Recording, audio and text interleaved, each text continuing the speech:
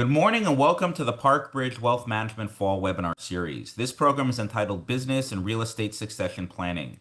As always, my name is Jonathan Shenkman. I'm the President Chief Investment Officer of ParkBridge Wealth Management. In that role, I serve in a fiduciary capacity to help my clients achieve their financial objectives. The goal of my programs is to bring professionals together to help them better serve their clients. This is done by educating attendees on the latest topics in wealth planning and by encouraging collaboration between a client's attorney, CPA, and financial advisor where appropriate. My practice focuses on working with high net worth families, businesses, and not for profits. I manage individual investment portfolios, trust accounts, corporate retirement plans, and endowments to help my clients achieve their financial goals. In addition to the 20 or so events I run every year, I also do a fair amount of writing on the topics of investing and financial planning. You can read my work in a variety of periodicals, including Barron's, CNBC, Forbes, Kiplinger, The Wall Street Journal, and Trust and Estates Magazine, to name just a few. You can see all my work on my website at parkbridgewealth.com/articles or by following me on social media at Jonathan on Money. Additionally, you can check out my weekly podcast, which is also called Jonathan on Money, and you could listen to that on Apple, Spotify, or wherever you get your podcasts. Today, we're privileged to hear from Avi Kestenbaum, who's a partner at New York-based law firm Meltzer, Lippe. Avi co-chairs the firm's Trust and Estates Practice Group and has a leadership role in the firm's tax-exempt organization practice group, business and real estate taxation, trust and estate litigation, and private wealth and taxation groups. Avi provides creative and sophisticated domestic and international tax, estate planning, and asset preservation counsel to CEOs of major corporations, ultra high net worth individuals, multinational businesses, and large charitable organizations. He has also successfully represented many clients, including individuals, trusts and estates, businesses, and charitable organizations with IRS and state audits. His practice places special emphasis on domestic and international tax and trust planning, big picture philosophy, family business succession planning, and effectively dealing with estate disputes. Avi has published dozens of articles in leading national tax, estate planning, and tax-exempt organization publications, and he's also a member of the Trust and Estates Magazine editorial and advisory board, where he is chair of the Modern Practice Committee. He's also an adjunct professor at Hofstra University School of Law. He's an ACTEC fellow and recognized in super lawyers and best lawyers in America. And today, Avi's going to be speaking about business and real estate succession planning. And with that introduction, I'll now turn the program over to Avi. Thank you very much, as always, Jonathan. My privilege and pleasure to be here. Thank you to all who are listening. As I always say, it's much more difficult to listen than to speak. Everyone loves to talk and not as easy to listen. So we have a lot to cover in my approximately 27 minutes. So you'll excuse me if I speak rather quickly. As usual, my goal is to help the listeners or viewers understand the points, the main issues. We're not going to solve everything in a 27-minute program, especially not in this very, very complex topic of business and real estate succession planning. Towards the end, I'm going to focus on some of the tax issues. But for most of this, it will be on what I think are even more important than the tax issues. And hopefully we'll all learn something from this. So I'm going to be candid and feel free to have different ideas and to disagree with me. But this is what I've learned in now close to 30 years of practice and actually dealing with many businesses, many real estate owners and developers, many estate litigations, which sadly occur all too often with family businesses. So why is business succession planning, including for real estate owners, why is this the most complex and, in my opinion, failed area in the entire estate planning field? We're all aware of so many families fighting. When there's money, there's a fight. When there's a business, there's a fight. When there's real estate, there's a fight. To me, it seems like it's more probable than not that if there are a lot of assets and business and significant real estate involved, if there's not a fight, that there'll be some acrimony, bad feelings that occur down the road. Like, why? Like, what's going on here? So, firstly, unlike cash or securities, we can't just divide a business. We can't just divide real estate. I mean, sometimes you can with real estate, but we'll get to that. Real estate has some special considerations. But like, what's going on here? So you have some materials that I provided to Jonathan, which he gave out, including some prior research that I did and some articles that I wrote. And I'm just going to read a just one paragraph to you. There are natural and inherent conflicts between families and businesses. Families are emotional, while businesses are logical. Families value tradition and heritage and resist change, whereas businesses succeed during changing times by adapting and growing. Generally, families accept family members unconditionally, while businesses rank employees and fire those who aren't productive. Families seek to treat and reward everyone equally, yet businesses reward employees for performance and achievement. Family business succession planning is especially difficult because of the emotional and psychological complexity of family dynamics, most notably the relationship among siblings. When siblings work within the family businesses, sibling rivalry and jealousies are heightened, particularly if one sibling reports to another sibling or if one sibling is chosen for a leadership position over another. Other times there's conflict between siblings who work for the family businesses and siblings who don't. The insider siblings often resent the outsider siblings for not working in the family business, yet still being supported from the business or inheriting a piece of it, while the outsider siblings often feel left out from the working relationship the insider siblings share with their parents and perhaps feel the insiders received an unmerited silver spoon. There you have it. Families should be about love, oftentimes unconditional love, and businesses, they should be logical. They should be in the business of maximizing money, profits, doing some good as well, but very different than family. Another reason why this is so complicated is because this is a multidisciplinary area. If somebody wants a will or a trust, they go to an estate planning attorney. Somebody wants to do a litigation, they go to a litigation attorney. Somebody wants their tax returns done, they go to an accountant. When it comes to both real estate and business succession planning, there's a lot going on. There's a tax component, there's a business component, there's concern about employees, the families could fight. And to me, there's kind of a gap that no one person can do all of it, but it is important whoever is quarterbacking this at least understand all the issues. And that's where we get to the next point. Do the advisors really know? So the advisors who are saying, do this, do that, here's my advice, do they even know? Do they know what works? Do they know why some businesses succeed and others don't? This is not an exact science, but there is some science to this. And how many of the advisors really studied what works, what doesn't, how likelihood is there to be a fight, what's effective, what's not. This isn't a tax planning technique where we've got code, we've got regulations, we've got case law. This is way more complicated. The other point is that the advisors, they may not be business owners themselves or running businesses, yet they're giving advice.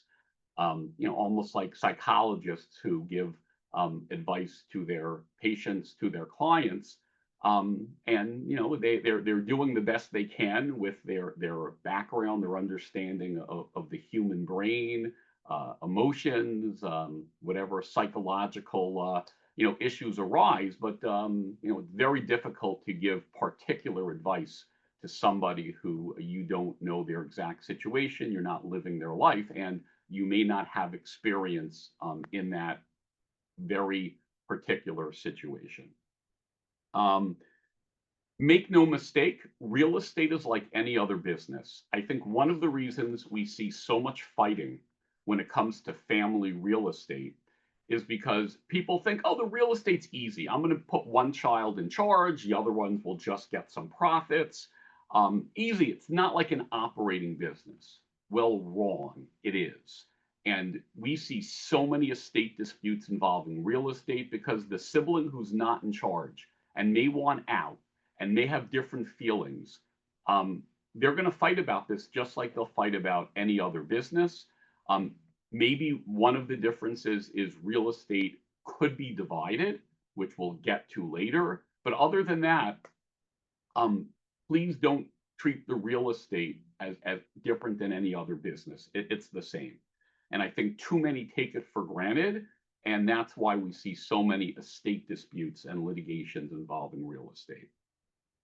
Real estate has some particular tax issues, including if the real estate has been depreciated, there's been refinancings, and there's negative capital, which means that the capital accounts are below zero. So if there's a sale, there's a disposition, the tax is not only on the gain from zero, but on the negative amount as well. And those of you who are in real estate understand this. And it's makes planning with real estate extra complicated, and it makes the step up in basis at death even more important. Also, in terms of planning with real estate, we're dealing with potential real estate transfer tax issues.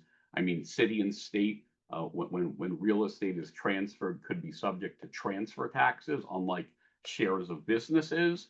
Also, we could be dealing with lenders and mortgages and restrictions in how we do the planning. So on the tax side, there are particular issues with real estate. Okay, I'm now going to turn to, I call it facts and factors in family business succession planning. It's in the materials that I provided to Jonathan, and he emailed out to you. And if you don't have it in front of you, it's totally fine. But I'd like to go through some of these because I think it really highlights what the issues are. So number one, we don't need the exact percentages, but very few businesses actually succeed to the second and third generations. These are well-known studies. Very few businesses make it to the second generation, even fewer to the third. And again, you can with AI, you can find this for yourself, but you'll trust me that that's true. The older statistic was 30% of family businesses passed to the second generation, 12% to the third, 3% to the fourth. Those numbers I saw 10, 15 years ago. I don't know if it's the same, but you get the gist. Okay. 85% of the crises faced by family businesses focus around the issue of succession.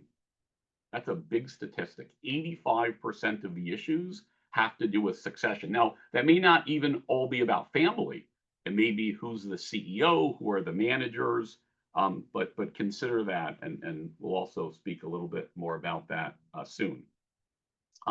Most businesses in the United States are considered family businesses, and many business owners either have retired or will be retiring in the next few years.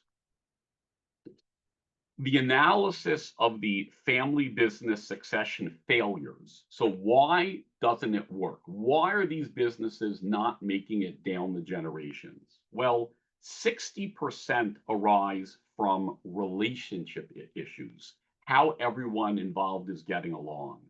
25% of the failures relate to lack of competence and being unprepared for issues, and only 10% due to tax and traditional estate planning issues. So I'm a tax lawyer. I deal with taxes 85% of my time. That's what people want to focus on. But listen to that statistic.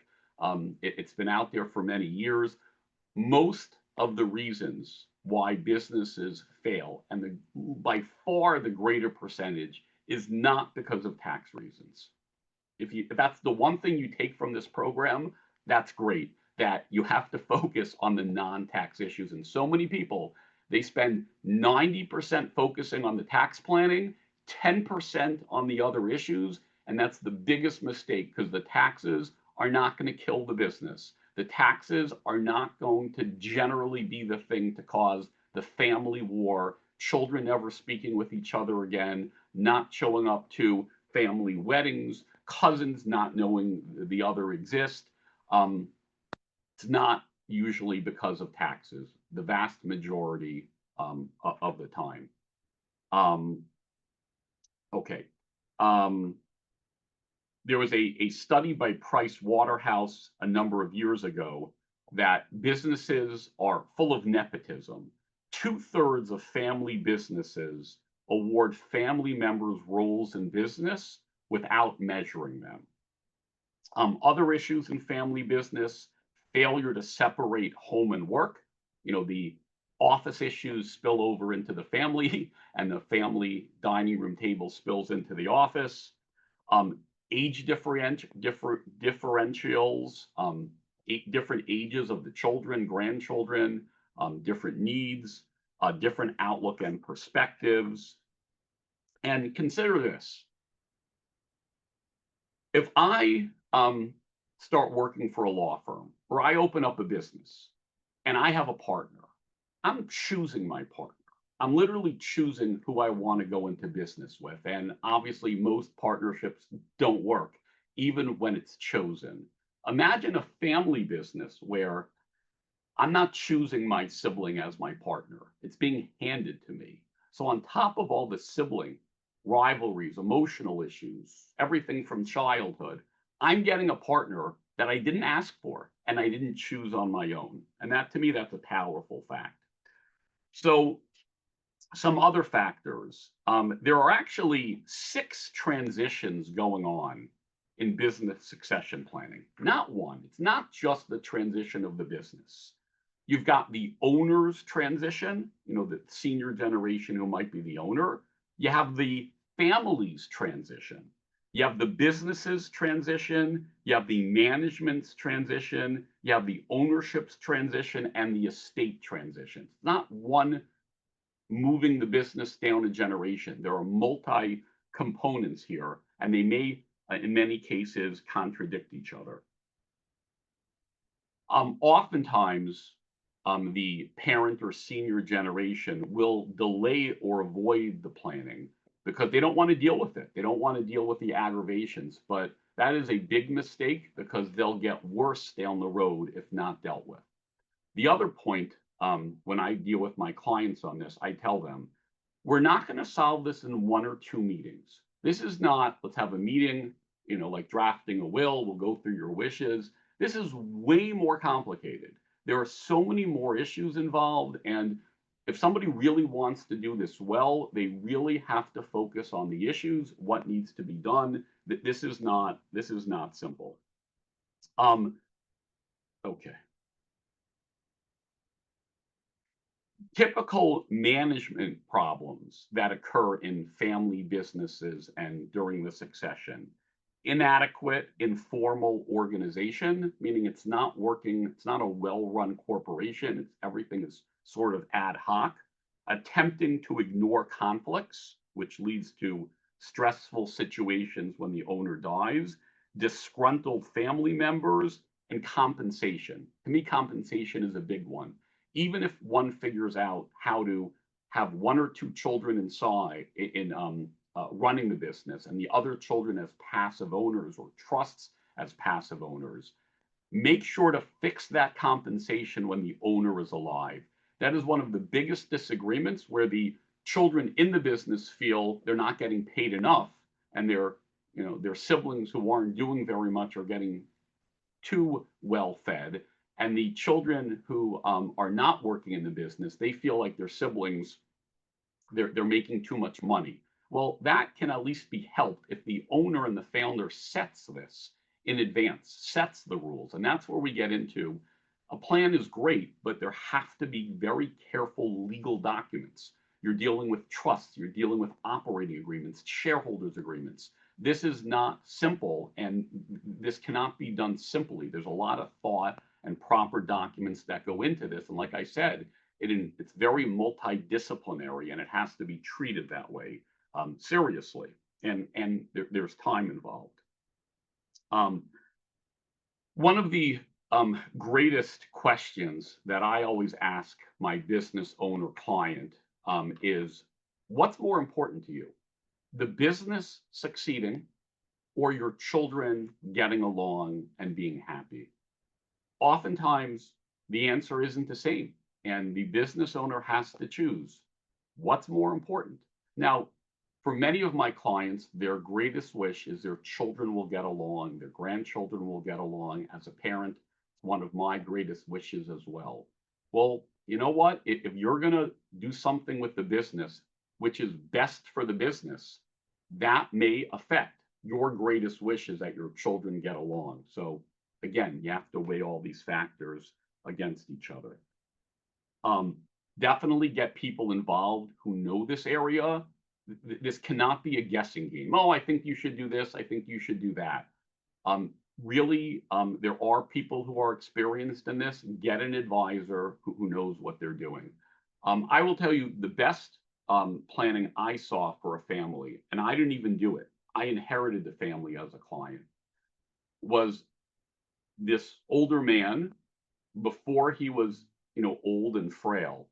He divided the real estate. He literally had different buildings going to different children. Now you're going to say, well, that's not good for business, because when the family holds the real estate as a conglomerate, there are advantages. True, but this man decided it was more important that his children get along, and I will tell you, they get along great because each one does what they want to do. Now, even if the patriarch or matriarch feels that they want outside managers, that's fine. But still, separating to the extent possible is highly recommended. Now, sometimes it's difficult. You've got cross-collateralized properties. You've got lender restrictions. You've got mortgages. They're tied together. Okay, but at least try to work on a plan to separate over time, because otherwise you're leaving it to your children oftentimes to figure out. They will end up fighting. It'll be worse later. How many businesses, again, succeed down 2-3 generations? And again, the same applies to real estate. I'm aware of a few families that this has worked, but it's rare and it usually doesn't work. All you need is one disgruntled child, spouse, grandchild, somebody with a mental illness, somebody with an axe to grind, and disaster can happen very, very frequently, including when there are trusts involved, because trusts, yeah, they can help, but there are a lot of rules where the trust is set up, what information the beneficiaries are entitled to. That's a big one. No one running a business wants to be constantly badgered and having to provide information, and how the documents are set up can help with that. Again, this planning should be done when the owner is alive and strong. It will have much better chance of working.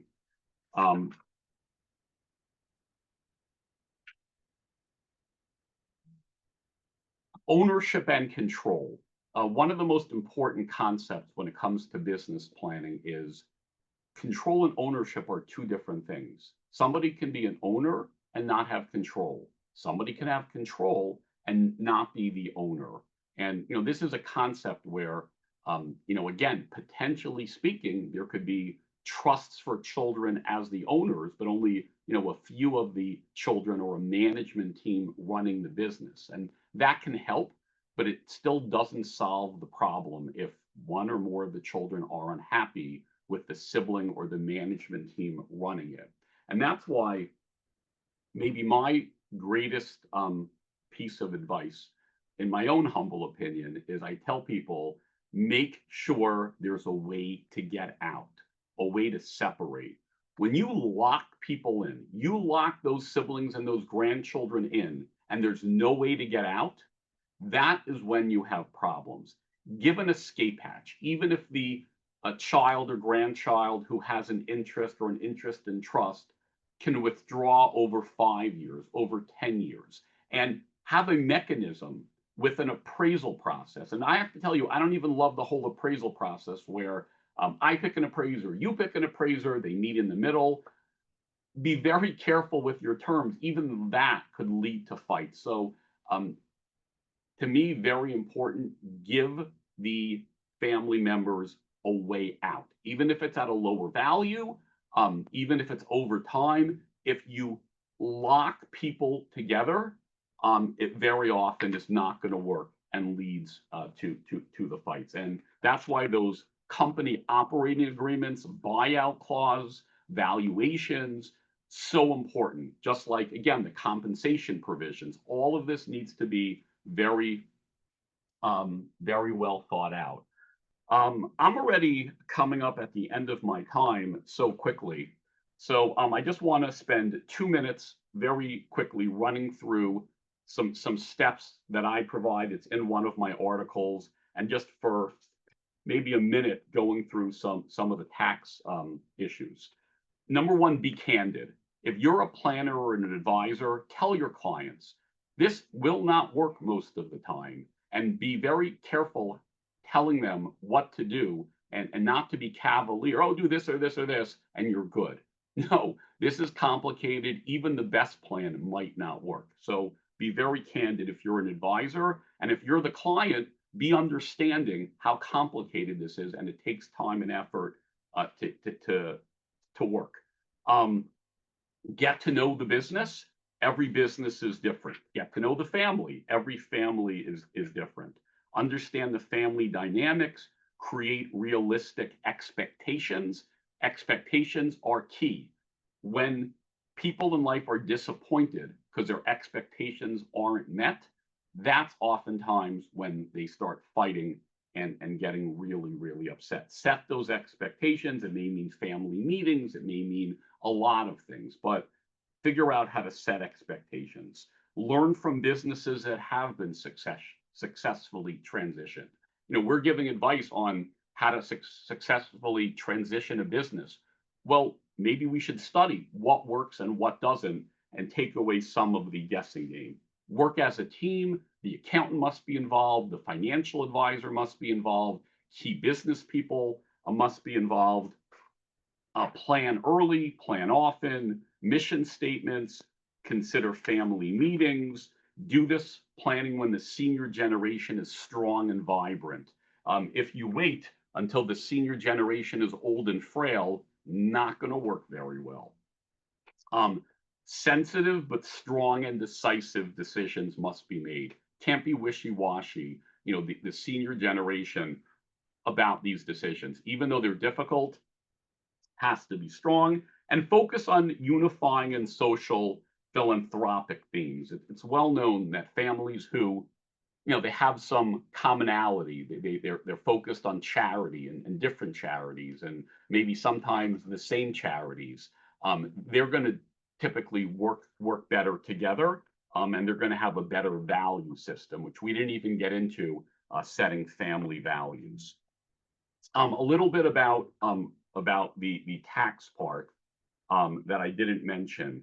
So just in a couple of minutes, when you're dealing with real estate, very important, again, to try to get a step up in basis at death. Some of the estate planning techniques don't allow for a step up in basis at death. There's a sale for a note, there's a grat, there's no step up in basis. One technique, the freeze partnership, where senior generation actually retains an interest in the real estate, but has a frozen preferred return, that will allow a step up in basis and potentially could cure the negative capital, called a freeze partnership. There could be a whole program on that today. It's typically a much better technique because it could allow for a step up in basis. What it also allows is for 6166. 6166 is a code section which allows the estate taxes for, if the business comprises a large part of the estate, and there are a lot of rules, the estate taxes can be paid over 15 years. And there's a payment method, there's an interest charge, but it's terrific because it means the estate taxes, which would otherwise be due right away, it can be deferred, it can be delayed. 6166, if the business is a large part of the estate, there are rules. Active business, if there's a trust that owns it, you sometimes look towards the trustee. But it's very important, again, with real estate, if it's a freeze partnership as opposed to the owner retaining a note, it will more likely qualify for 6166, which the note doesn't qualify for. I'm not selling life insurance. Life insurance is great. Forgetting about for paying for estate taxes also can be used to equalize families. It's not going to be perfect. It's never going to be even Steven or very difficult. It's okay to leave one more cash and one more real estate. Maybe you're not so happy about it, but it'll lead to less fights. The joint revocable trust. Sometimes we don't want to guess which spouse dies first to get the step up, and maybe one spouse lives much longer than the other. Having the assets in a joint revocable trust will potentially allow a step up in basis upon the first death. We don't need to guess which spouse will pass away first. Oftentimes advantageous for all my clients who have low basis assets. Let's not guess which spouse passes away first. Have it in a JRT. Whoever dies first, there'll be a complete step up, and then some better planning can be done after there's a step up. My time is already out. I'd love to have more time and to continue, but thank you all again for bearing with me this morning. Great. Thank you so much, Avi. If anyone has any specific questions, new business opportunities, any other issues they'd like to discuss, please feel free to reach out directly to Avi or myself where appropriate, and I'll be sure to include his contact information in the follow-up email to this program. And by the way, the handouts that Avi referred to were sent out in the reminder Zoom email the day before this program and today, an hour before the program. So be sure to check that email for all the handouts. If you can't find the email, no worries. The handouts will also be sent out tomorrow morning as well. As I mentioned at the onset, the goal of these programs stay up to date on timely wealth management related topics and to collaborate where appropriate. And I think we can all agree that the clients who are best prepared are the ones who are served by a team of knowledgeable advisors. Three more quick items before I let you go today. First, my webinar series continues on Tuesday, November 25th on legal protections for vulnerable young adults, promoting independence while providing safeguards, featuring Amy O'Hara, who's a partner at Lippe Crooks based in Westchester, New York. I'll be sure to send out the invitation to this program in the coming days. In the meantime, if you have a friend or colleague who would find these webinars of interest, they can subscribe to my webinar distribution list by emailing me with the word webinar in the subject line, and my email is jonathan@parkbridgewealth.com. Second, you can follow all my work on X and Instagram at Jonathan on Money and by connecting with me on LinkedIn. You could also listen to my weekly podcast called Jonathan on Money, which is available on Apple, Spotify, or wherever you get your podcasts. And you can watch my practical planning videos, which I post several times a week, by following me on YouTube at Jonathan on Money as well. And third, please take 30 seconds to fill out my survey at the end of this program. Helps me improve my webinars and provide timely and interesting content to attendees. I thank you in advance for that. And with that, this concludes today's session. Please stay safe and healthy and have a wonderful day, everybody.